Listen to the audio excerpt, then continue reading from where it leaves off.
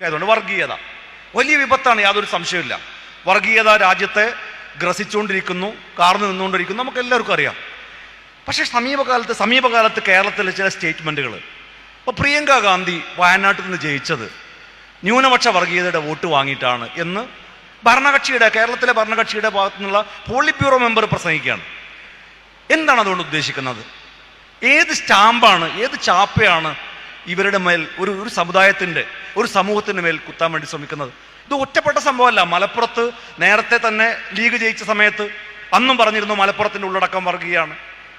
അതുപോലെ കേരളത്തിൽ നിന്ന് കുറേ ആളുകൾ ഡൽഹിയിലേക്ക്, JNUവിലേക്ക്, ജാമ്യയിലേക്ക്, ഡൽഹി യൂണിവേഴ്സിറ്റിയിലേക്കൊക്കെ പോയ സമയത്ത് ഭരണകക്ഷി മുന്നണിയിലെ സമുന്നതനായ ഒരു നേതാവ് പറയുകയാണ്, അങ്ങനെ കേരളത്തിൽ നിന്ന് റിക്രൂട്ട്മെൻറ്റ് നടത്തുന്നു ചില തീവ്രവാദ സംഘടനകൾ ഡൽഹിയിലേക്ക് എന്ന് പറഞ്ഞാൽ ഒരു സമുദായം ജനാധിപത്യ അവകാശം വിനിയോഗിക്കുന്നത് വർഗീയത.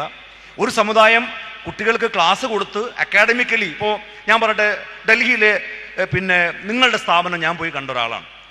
ആ സ്ഥാപനം എന്തെല്ലാം കാര്യങ്ങൾ ചെയ്യുന്നു, എത്ര കുട്ടികളെ ഡൽഹിയിലേക്ക് കൊണ്ടുപോകുന്നു, എത്ര ആളുകളെ വിദ്യാഭ്യാസത്തിന് വേണ്ടി സഹായം ചെയ്യുന്നു.